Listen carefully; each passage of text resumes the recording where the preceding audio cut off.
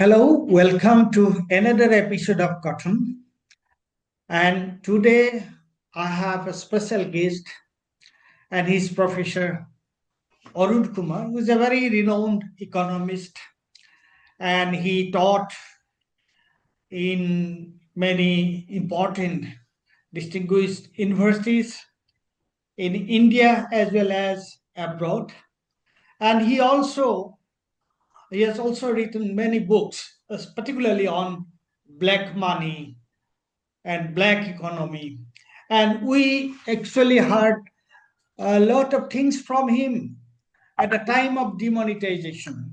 And we always actually were uh, looking forward to his views on demonetization. And it is quite interesting that whatever he wrote during that time, many of those things proved prophetic. So I'm very happy that he could spare time to speak to us. Now, my first question to you, I welcome you to this show. Thank And you. my first question is, why is data so important? Why is data important for a common man? What is the significance of data for statistics for a common man? How it helps in the upliftment of his livelihood or his uplift. Data is actually, a picture of the economy. If you don't have the correct picture of the economy, then you'll not be able to carry forward policies to help the people. So in India, what has happened is that getting data is very complex because there are large number of people and large number of units. So like in the micro sector, there are 6.25 crore units, and there are about 8 to 11 crore farmers. It's recording. Now, to get their data regularly becomes problematic. And if you don't have the correct data, like how much a farmer is earning, then how do you manage farm policies? If you don't have correct data on the micro sector and the small sector, then how do you help these 12 crore workers in the micro sector? So bulk of our economy, 94% is in the unorganized sector. And 94% people can only be helped if we have the correct data for them. If we keep saying that they are all right, that they are doing well, then we will not frame policies for them. Whereas if we know what their actual situation is, for instance, in agriculture, in 2017-18 survey, it showed that an average farmer is earning 27 rupees per person per day from farming. Now that is close to the poverty line. So if large number of farmers are close to the poverty line, we need to do something for them. Similarly, if we have industry, and in case of industry also, the micro sector and the small sector are the really big employers, and the organized sector in industry is only a small part of it because there are only about 6,000 large units. And it is the data from this 6,000 large units that is being used to actually frame policies. Whereas we need to have the data for the 6.5 crore micro, small, and medium units to frame the correct policy. Then only we'll have employment. So if we only plan for employment for 6% of the population, then 94% we'll not be planning for. And then if they don't have employment, then they'll be poor and they'll be not able to generate enough demand in the economy, and the economy is slowed down. We look at the investment data.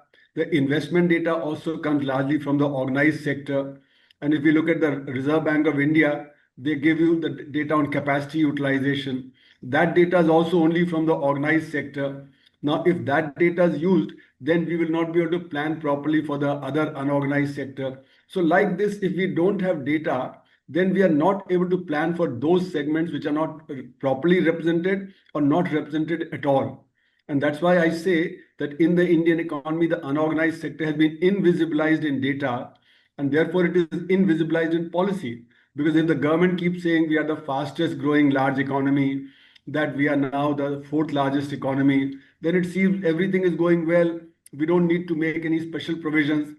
Whereas actually, if the data doesn't contain these unorganized sector people, then we need to make special provisions for these people before the economy can really take off and become a Viksit Bharat.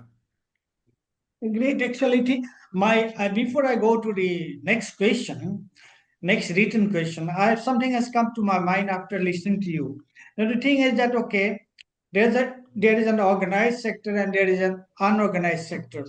And our unorganized sector, actually, you say that 90, how much? 95%? 94% are employed in the unorganized sector. Unorganized sector. It's a huge sector. Now the question Yes. is, when it's an unorganized sector, and how do we get reliable data for the unorganized sector? We have to make a special effort to get the data. Like in the case of agriculture, there is the crop cutting experiment, which is used to find out how much is the output of agriculture sector. Similarly, we'll have to do surveys, to find out what the workers are getting and how much are they able to get work. Now, because of technical change in agriculture, what you find is that now everything is being mechanized. Like earlier, you used to use the plow to do the tilling of the machine of the field, but now you use tractors. So what work was done in 3 days is being done in 3 hours. Similarly, you have to cut the crop. Earlier, it was done by hand with sickle. Now you have the harvester combines which do the work. Similarly, you have threshers, you have potato digging machines, and so on. So now even agriculture is not generating employment. And that's why there's a lot of disguised unemployment in agriculture. Similarly, in the industrial sector also, there's a lot of robotization and automation. And now with AI, this will get even further difficult. So to get the data for this unorganized sector, you have to do special surveys. If you don't do proper surveys, you will not be able to get the data. So what we are doing in our methodology is that we treat unorganized sector like the organized sector. We say the way the organized sector is growing, the same way the unorganized sector is growing. Now that may have been true before demonetization, but after demonetization, because the unorganized sector was hit hard by demonetization, then the wrong GST that we have implemented in the country, that has hit them. Then the next year, the non-banking finance company crisis, like ILFS and other companies, they were in crisis in 2018, 19. So that hit them. And then in 2020, the pandemic hit them very hard. So the unorganized sector has been declining. And the evidence for that is coming from various sectors, like for instance, the pressure cooker industry. Mr. Jagannathan said that we are 5 units in the organized sector and 25 in the unorganized sector. We in the organized sector doing very well. We are growing at 24% because the unorganized sector is not able to deal with it. Similar thing you hear from the leather goods sector, from the luggage industry, from various other things like FMCG, textiles, and so on. So all the sectors are showing that the demand is shifting from the unorganized to the organized sector. And the biggest data that comes is that in the trade sector is the second biggest employer after agriculture. There, because of the growth of e-commerce, now people are buying from e-commerce rather than the neighborhood store. Neighborhood stores are the unorganized sector. So like even in our family, earlier we bought nothing from the e-commerce. But after pandemic, we're buying 90% from the e-commerce and not going to the neighborhood store. This is happening to a lot of young people, middle class people, upper middle class people, and so on. So the unorganized sector in the trade sector is declining. The organized sector is rising, and the organized sector is highly automated, the e-commerce, right? So therefore, this shift in demand is taking place, and that's why there's unemployment being generated in the trade sector, or what we call underemployment or disguised unemployment is being created there. So the shift in demand is taking place across the economy. And now with AI, this will be even more accelerated. So therefore, this shift will take place. So managing the unorganized sector requires very special efforts. We need to have very regular surveys to be able to capture the unorganized sector. We cannot assume that the unorganized sector is growing at the same rate as the organized sector. So the unorganized sector, which is declining, we are proxying with the rising sector. So therefore, our data is going wrong. That's why I keep saying our GDP is growing at around 2% on an average in the last 10 years, not at the 6.5%, 7% that the government claims. Because 6.5%, 7% is the average for the organized sector. If the Yeah, unorganized sector is yeah, growing at 6.5%, we 7%, shall, then there'll yeah, be a lot of employment generation. yes, And yes. that employment generation is showing that there's a lot of unemployment amongst women, amongst the educated youth, and the labor force participation rate in India is very low compared to other big economies like Brazil and China and the USA. So all this shows that the economy cannot be growing at 6.5%, 7%, because if it was growing that fast, then unemployment would not be a problem, unorganized sector would Yeah, not yeah. be facing problems. We shall come to that. There are specific questions to deal with these issues. But then one thing is okay that government, when they say that okay, just mere from the mere size of the unorganized sector, we cannot get proper exact data of unorganized sector unless we take special effort. So because so far organized sector is there, everything is there. So one just need to take it. Everything is booked, everything is recorded. But unorganized sector works in a different method. So that is why one needs to take a special effort to get the real picture of the unorganized sector, and that doesn't happen automatically. So, okay, Yes. good. Now, my next question is I think this is a very important question I consider. Why was so much importance placed on statistics in India immediately after independence? The Indian Statistical Institute, ISI, headquartered in Kolkata, was once rated among world's best. It was founded by legendary statistician and economist P.C. Mahalanobis, who played a very, very important role Yes. in the early years of our planning commission. So now, very rightly, I think the builders of modern India, they played so much importance, as at the introduction of your interview, you say that why data is important. Perhaps they realize it. Now, how do you talk about the in the beginning years of our independence, when they were giving so much importance on data, on statistics? So, regarding the data on the economy, this exercise really begins all over the world in the last about 100 odd years. Before that, the data was very sketchy. And slowly and slowly, this was built up because as the economy became more complicated, you needed more and more data. So, at the time of independence, also we had very rudimentary data, and therefore planning was difficult. Now, if you want to do planning, then you need a lot more data. And that's where I think Mahalanobis and other economists and statisticians at that time played a crucial role in building the kind of models that were required given the very rudimentary kind of data. So it's not that data was widespread even at that time, but our data was better than most other developing countries. Of course, the developed countries had more developed systems, they had more data, but our data was considered one of the best amongst the developing countries. And our methodology of using that data to project about the economy, that was also considered to be quite advanced. In fact, many of the statisticians from abroad, even from developed countries, they came to India to study how India's planning commission was actually doing the work. So I'm not saying that everything was fine at that time also because the data was very rudimentary, complexities had built up, and that's why there was a bit of a planning failure. And one of the biggest reasons for the planning failure in India was the black economy. The black economy meant it was an economy that was not getting recorded. So the black economy growth undermined our planning process, undermined our data problems, and so on. So in that sense, the crucial thing that I've been arguing is that our data has been incorrect for a very long time, since the mid 70s when the black economy became much larger.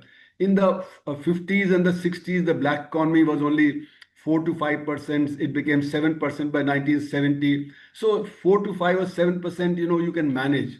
But when it becomes more than 10%, then you need special data to do the correction.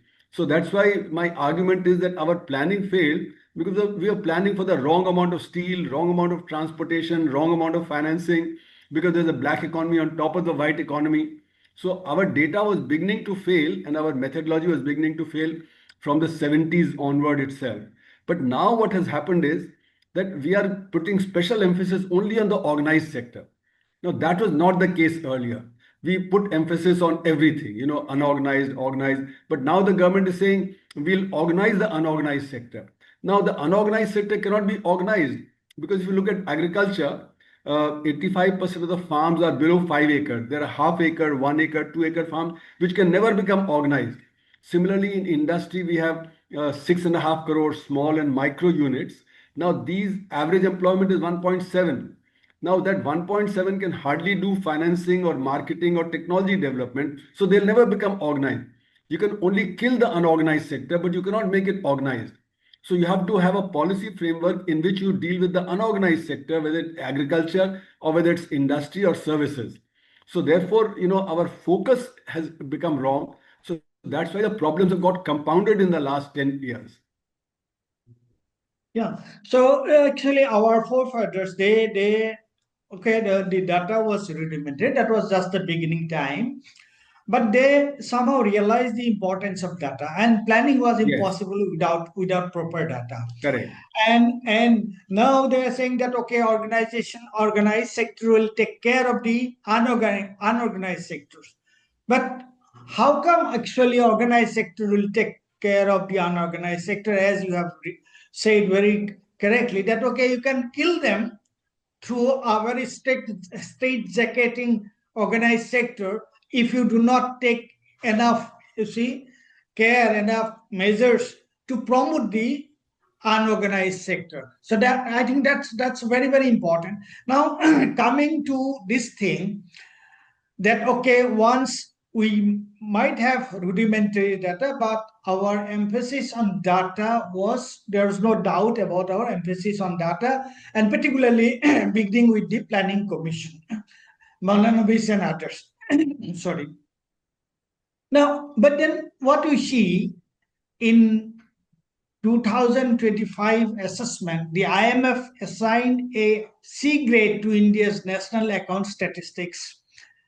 And what are the key reasons behind this downgrade? Why did IMF downgrade us? Instead of upgrading our data system, they have downgraded it.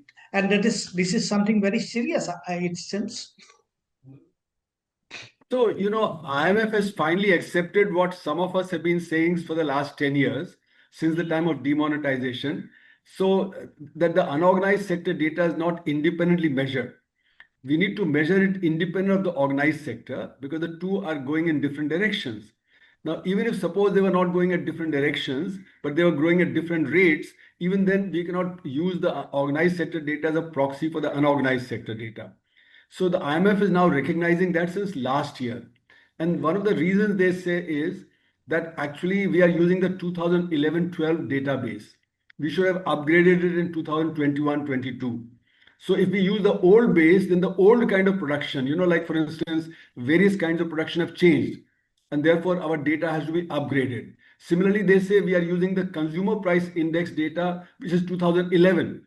So that also is an error because since then, a lot of consumption has changed. So the consumer price index needs to change. Then they are saying that there is a discrepancy that is being there in the data between the two ways of measuring the GDP. So that also they're saying is a problem. Then they're saying that the way you deflate the data for price rise, you have to do a double deflation, not a single deflation. So they're pointing to various kind of things that we have already been pointing out for the many years. Now the reason why it's important is that because till now the government used to say that our data is being supported by IMF, World Bank, ADB, etc. But we were arguing that IMF, World Bank, ADB don't collect data. They only use the government data. So whatever is the error in the government data is also the error in the data of the IMF, World Bank, etc. So finally, now that the IMF is also saying it, government has to accept because it may not accept what we are saying, but because IMF is an international body, it has prestige, etc. So when the IMF says it, then they have to accept that there is a problem in it. But the IMF has given a way out also to them because in February 2026, a new database for the consumer price index is coming, a new database for the GDP is coming. So they are hoping that it will correct for the mistakes that were there in the earlier data. But what it does show is that the data of the last 10 years is in doubt. And they're saying this data, because now that they've pointed to these errors have been there for the last 10 years. And therefore, what the IMF is pointing to is that the last 10 years errors need to be looked at. So that means, you see, if the base years and the fundamentals are wrong, then all the data, all the inferences will go topsy-turvy? Yes. That's what they've said, that for policy purposes you need the correct data, but if the data is incorrect, then it'll create problems for policy making, and that's why they are particular. So IMF annually does a survey of the data from various countries, and they try and see how reliable the data is, because they depend on the government data. They're not data collecting agencies, so they can't independently collect data. So they have to depend on the government data. If the government data has errors, then there'll be error in the IMF's policy prescription also. So that's why national government's policy will go wrong, and the IMF's policy prescription will also go wrong if the data is incorrect. Everything will get haywire. So now I am coming to the actually essence of the interview, and that is what you Yeah, wanted to say. Now, my question is, yeah, there's a projection of high GDP growth around 7.3% for India's fiscal year yes. 2025-26. Yet there continues to be confusion about the accuracy of the underlying data. Yeah, Moreover, we do not see the growth reflected in the everyday well-being of the common man.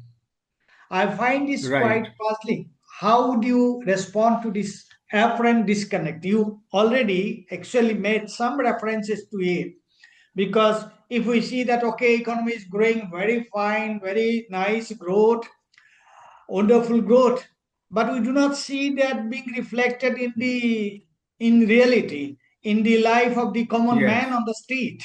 So this needs to right. be actually this issue needs to be discussed threadbare. So, there are two aspects to it.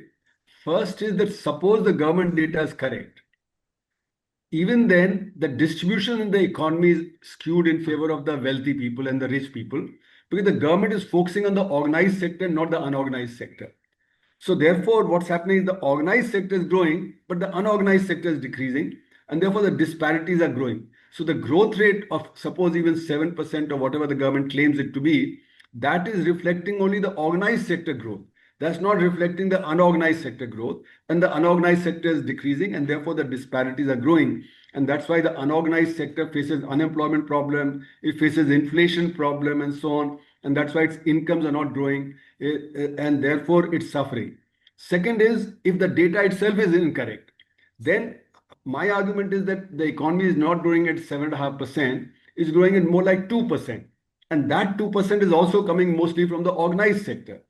So therefore, in a sense, if the economy is not growing at 7.5% but 2%, then that means the welfare of the people is not improving, right? And especially the unorganized sector produces more of the consumption goods. Now, if the unorganized sector is being overestimated, then that means we are overestimating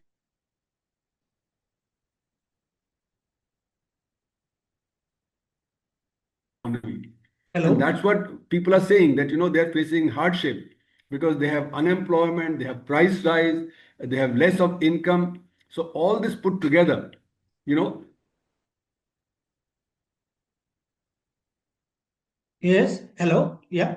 that the data is not representing our economy correctly, and that's why the stock markets are rising, because in the stock market only 1,500 scripts are actively traded. Not even the full organized sector is traded there. So it's reflecting only the growth of the incomes of the 1,500 corporate sector companies. But what about the unorganized sector? Not even the full organized sector there. Then in the case of agriculture also, many economists have pointed out that there are errors in our measurement of the production from agriculture. And that's why 2 years back, when they said there was a record production of wheat, then you found that the wheat prices were rising. Then they banned the export of wheat and still the wheat prices are rising. Then they reduced the stock holding and still the prices rose. That meant that the output of the wheat was not a record. Otherwise, the prices would have come down like it's happening now.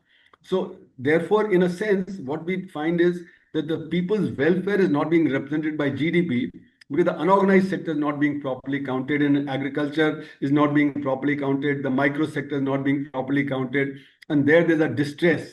So, therefore, organized sector doing well doesn't mean the unorganized sector is doing well. And that's why what we see in the media, what we see reflected by the government is only the organized sector. The unorganized sector got invisibilized, as I say. So do you think that actually there should be some balance, some parity between the organized sector and unorganized sector? No, not only parity, our focus has to change. And especially with Trump doing what he's doing, we have to focus on the internal market, not on the export market, because our exports are going to suffer. And in the internal market, 94% people having less income means our market size is small. So we need to boost their income. So we have to actively promote the unorganized sector. Agriculture incomes have to be promoted because that's about 8 to 11 crore farmers. There they need minimum support price. If you don't get the minimum support price, your income is low. The 2017-18 survey showed that an average farmer earns 27 rupees per person per day, which is like the poverty line. Okay, so you have to boost their income. Similarly, in the micro sector, there's a lot of unemployment, disguised unemployment, and so on and so forth. So you need to boost their incomes also. If you don't boost their income, then the demand will not go up. Now, what the government is doing is look at the budget. In the budget, it is giving capital intensive items more and more, funds. So it's giving funds for, say, rail construction, highway construction, power sector, IT sector. But these are now very capital intensive. Earlier, on a road project, you'd see hundreds of people working. Now you see 10 people working with big bulldozers, with JCBs and cranes. So even the big highway construction doesn't generate much job. Big railway construction also doesn't generate much job like earlier. So you have to focus on what? Rural employment guarantee scheme, but you cut that. You need to focus on education and health, where a lot of employment would be generated for educated. You cut that. You cut back on agriculture development and so on. So the whole emphasis is to promote the organized sector through capital intensive sector and not promote the unorganized sector through the labor intensive sector. Right now, when you make these big highways and big railway projects, it will mean that the organized sector will be able to penetrate into the villages also. And once it penetrates into the villages, it will further displace the unorganized sector. So our policy focus has to change towards the unorganized sector, away from the organized sector. And the organized sector will also do well if the unorganized sector does well, because if 94% people have more income, they'll spend the entire money. So to give an example, if you give an unorganized sector person extra 100 rupees, he'll spend the entire 100 rupees. He'll buy something for the wife, something for himself, something for the child, something for the kitchen. If you give 100 rupees to a rich person, they'll spend only 5 rupees because they're already spending whatever they had to spend. So the demand will not be generated. And RBI data shows that even for the organized sector, capacity utilization is around 75%. It's not 85%. So if you can produce 100 cars and you're selling 75, then why would you increase capacity to 110? You'll increase capacity to 110 only when you begin to sell 85 to 90 cars, right? So we need to generate demand. In fact, the organized sector, the big industry is also saying that we are not investing more because demand is short. Nirmala Sitharaman keeps saying that public sector is investing more. Why the private sector is not investing more? And private sector keeps saying that demand is short. That's why we are not able to invest more. So we have to generate demand internally in the economy. That means we have to give incomes in the hand of the unorganized sector. We have to generate employment in the unorganized sector and not focus entirely on the organized sector. And because of the 2019 cut in corporate tax rate, the organized sector got 1.6 lakh crore extra profit. So in the last 8 years, since 2019, last 6 years, they've got 1.6 lakh crore into six. That's almost 10 lakh crore extra. So what they've done is they've not invested that. What they've done is they have actually put that money to reduce their debt. So their balance sheet is very good. They have surplus, but they're not investing. So that surplus will begin to get invested when we generate demand in the economy. So that means actually this is unless we expand the economy, and expanding the economy means expanding the scope of the unorganized sector, and actually that is what is not happening. 10 minutes, sorry. That is what is not happening. And so with the tall talk of organized sector, 7 point something growth, actually the country is going nowhere. And as you have very rightly said that, okay, all the investment, everything we hear in Assam also, we see big roads, big projects, big vertical see development models, all those things we see. But at the same time, we see poverty, we see that people, they don't have purchasing power. They go to their livelihood. There is nothing for their education. They don't have jobs, and people are being actually evicted from their agricultural lands. All these things are happening. Also, you see, poverty keeps changing. What was poverty in the 1960s is not the poverty in the 1990s, and that's not the poverty in 2025. Because poverty is defined as social minimum necessary consumption. The social minimum necessary consumption keeps changing with technology, it keeps changing with time, keeps changing with space. So in Ladakh, you need to survive, you need to have good clothing, good energy, good housing, etc. But that's a middle class existence in the plains. So what is poverty in Ladakh is not the poverty in Tamil Nadu. Tamil Nadu, you can survive with veshti under a thatch roof eating banana. So poverty has kept changing. So poverty today is not the poverty of 1960s. So we have to upgrade our poverty, and the World Bank keeps upgrading its poverty line. So like it used to have $1.9 per person per day, then $2.15, and now $3 per person per day. So the consumption has to change. Now, if a rickshaw wala has a mobile phone, doesn't mean he's rich. He still remains poor, right? Because now he needs communication. Similarly, a plumber may need communication, may have a mobile phone, but doesn't mean that he's now above the poverty line. And especially because the cost of health and education has risen. With so much environmental damage, the health cost is increasing. So subtract the health cost, and then you see whether people are able to consume enough. So we have been arguing for the last 30 years that the health cost is rising because of privatization, education cost is rising because of privatization, and these costs have to be factored in into the poverty. So poverty has actually gone up because of this. Because if you look at the data of $3 per person per day, then what you find is that about 90% of India would be poor. Now what the government does is the trick. It says purchasing power parity. Now, purchasing power parity is incorrect to measure poor people. Why is purchasing power parity better for India than the nominal dollar? It is because services are provided cheap. But who provides the services cheap? The unorganized sector. But the unorganized sector doesn't consume a hamburger. So the hamburger price is low because the labor cost is low. But the poor person doesn't eat the hamburger. It's the middle class and the upper middle class. So Yeah. purchasing power parity is relevant for the upper middle class and the well-off, not for the poor. So for the poor, we must take the nominal dollar, not the purchasing power parity. So if you do that, then you find 90% people are poor in India. Yeah. So with the all big talks, actually we are not going upward our poverty. We are not being able to alleviate poverty. Rather, we are creating a situation where actually more and more people are getting poorer day by day. My question was if black money Yes. has also a role in the growth of the economy. That was my question. Right. Right. Yes, yes. So actually, when I say that there's under invoicing, over invoicing, it means that there's production which is being diverted to the black economy, which is not counted in the white economy. So the economy is larger as a result of that. But a large part of the black economy is a social waste. I call it digging holes and filling holes.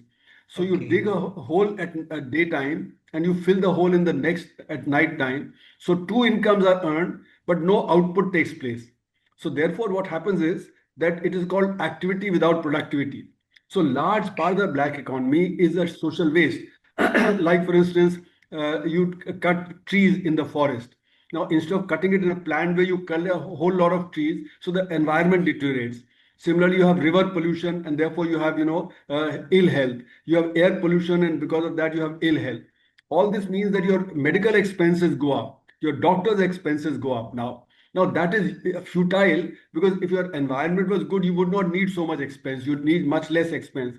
So GDP is being shown to be higher because of the social waste. Like I said, digging holes and filling holes. You go to the police for law and order, but police is busy collecting hafta and they promote illegal activities. You go to the courts and there's a lot of corruption there, but you cannot speak about it because of the contempt of court problem. So people are not getting justice. So 5 crore cases are pending in the courts. Whereas actually, if the justice was being done in time, there'd be hardly 20, 30 lakh. And then you won't need so many courts. You won't need so many judges. So my argument is that it's not that we need more courts and judges. we need judgments to come. Like say in check bouncing case under section 138, the judgment can come in 3 months, but it will take 3 to 4 years. So there are 12 times more cases. Similarly, regarding property disputes, under 12.6, judgment can come in 3 to 4 months, but it will take 5 years. So there are 12 times more cases. That's why I say that instead of 5 crore cases, there'll be only 30 lakh cases. So therefore, there's a lot of social waste. Everybody is going to court and wasting time. People have illegality of various kind. Like for instance, in schools, admission, you're required to give fees for capitation fee for engineering and medicine, which is being siphoned out of the common man's purse. Similarly, all the food is adulterated. Whether you buy dal, you buy some, spices, etc., and therefore people's health deteriorates. So large part of the black economy is a social waste, which should not be counted in GDP. But there is production, it gets counted in the GDP, but the GDP should be lowered because of all this waste. What we call depreciation. This should be treated as depreciation. So therefore, yes, you are right that because of black economy, there's production, but large part of it is not improving the welfare of society. So it's okay, because the size of the economy is expanding, but actually the welfare of the people is not happening. That's That's the right. basic thing. So that That's is right. why economy, there are ethical questions are also very closely connected to economic decisions. Now I'm Yes. coming to my last question. Finally, how do we see our agencies seizing mostly economic offenders from the opposition? And why is the ruling party's treasury growing year after year while the opposition is nowhere close to that? We see shiny ultra-modern office premises of the ruling party everywhere. All these fair and legal? So this is slightly Yeah. off track, but then this is what we have No, been no. seeing all over. Correct. So, to run the black economy, you need a triad. You see, black economy means illegality. Illegality in the legal sectors. You commit illegality in industry, you commit illegality in hotels and trade, you commit illegality in services. So you have illegality across the board. And now my estimate was in 2012 that it had become 62% of GDP. At the time of independence, Professor Caldor had come in 1955-56, and he had estimated black economy to be 4 to 5% of GDP. Now, when illegality is 60% of GDP, that means it has become systemic and systematic. It works like a system, just like the white economy works like a system, black economy also works like a system. Who do you bribe? Where do you bribe?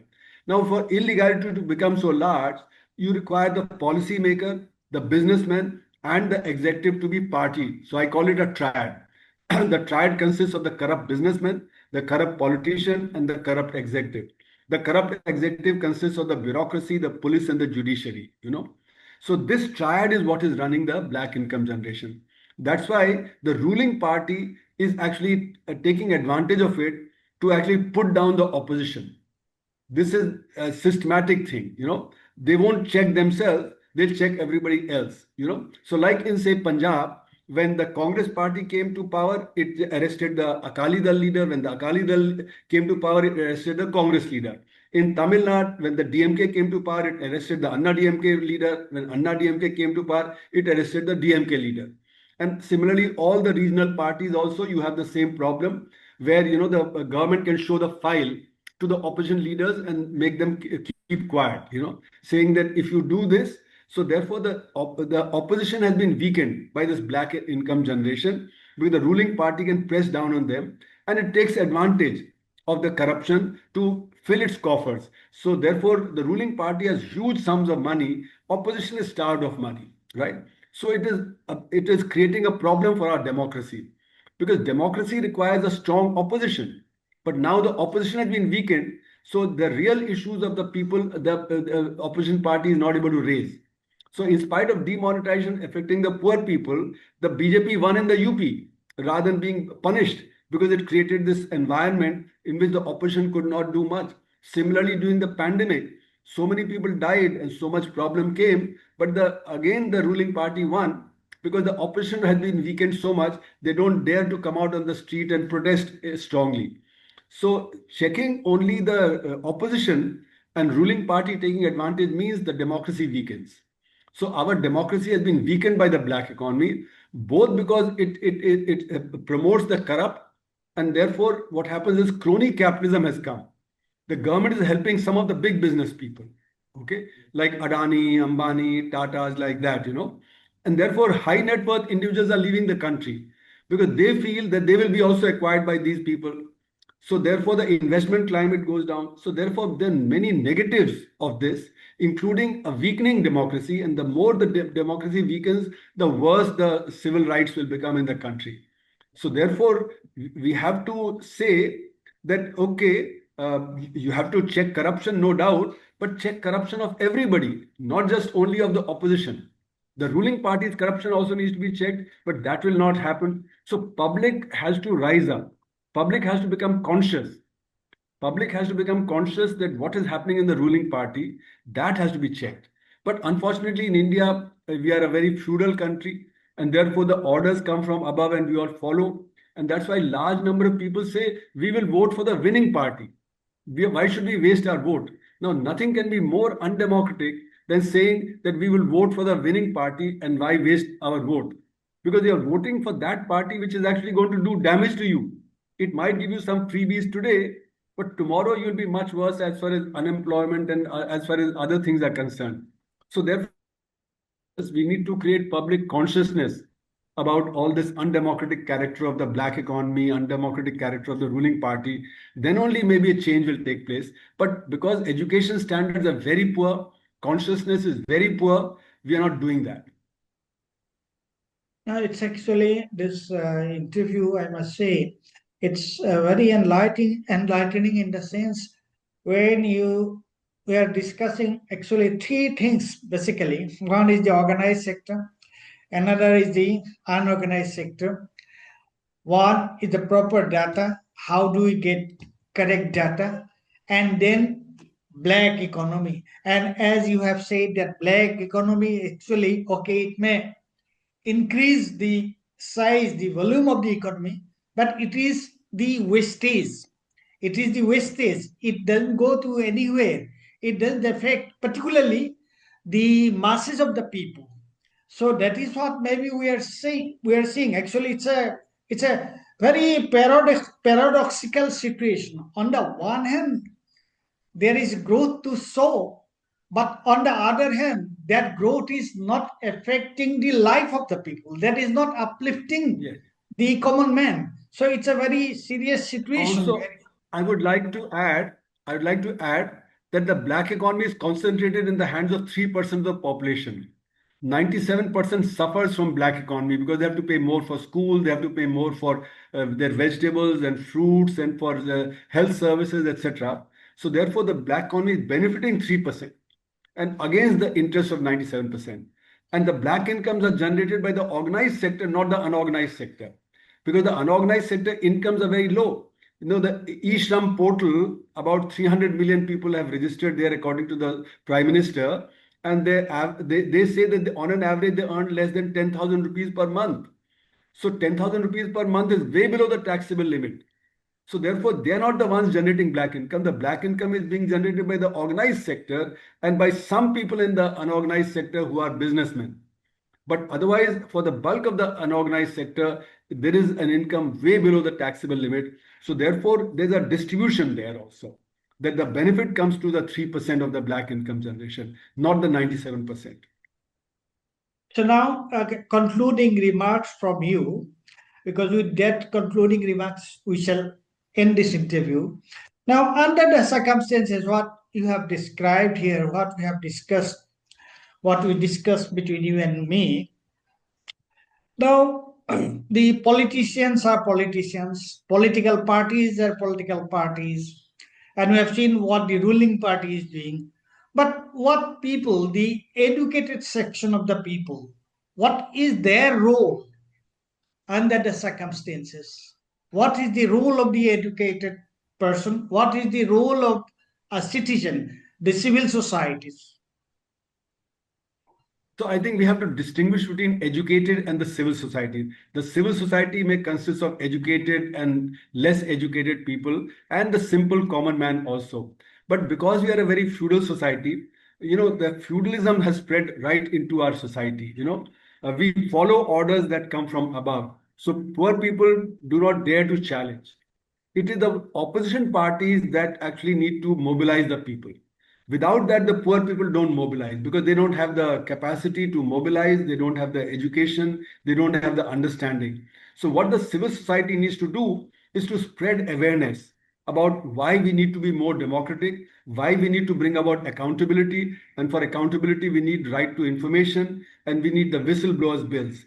Whistleblowers have been responsible for exposing corruption, like during the UPA 2. All the things about 2G and Colgate, etc., came out through whistleblowers.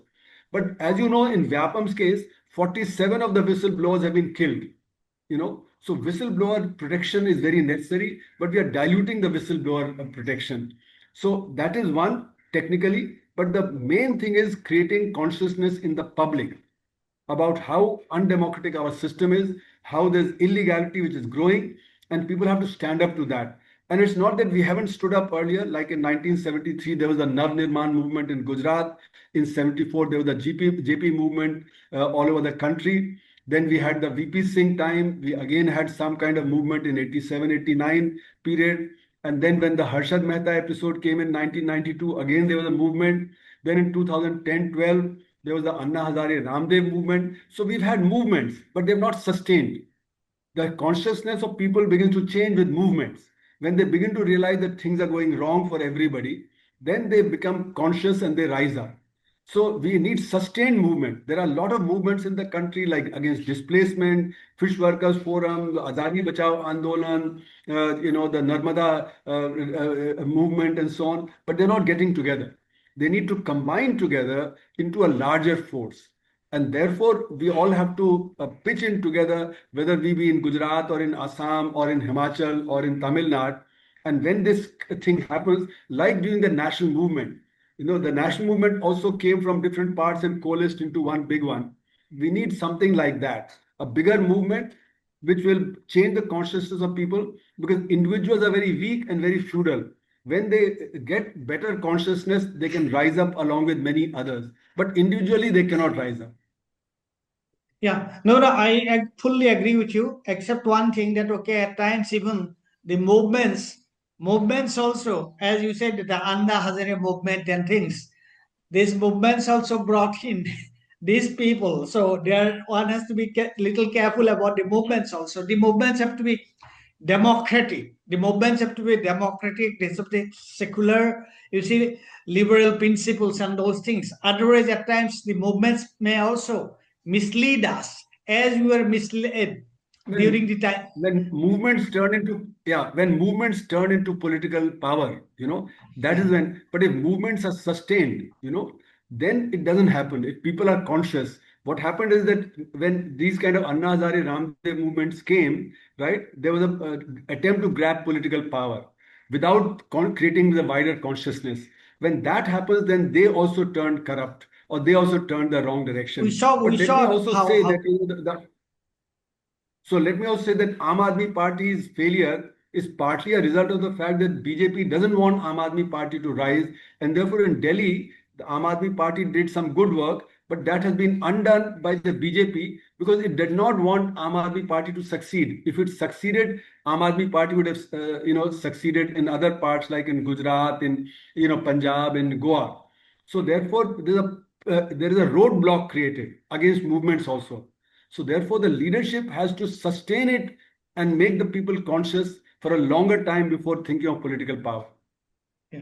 And these movements have to be actually led by people with impeccable integrity. These movements have to be led by, Right, right. yes, because Yes. unless people at the helms, they are not, you see, they don't have their own integrity, then it will be very difficult. These movements will, because we have So the examples of Gandhiji.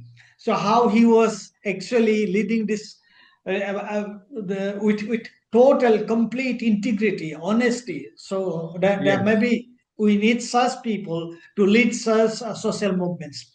So thank you very much But for sparing your yeah, time, and I'm really glad that you could spare time to speak with us for. So I'm immensely glad, and I'm thankful to you for your time. Thank you very much. thank Namaskar. you.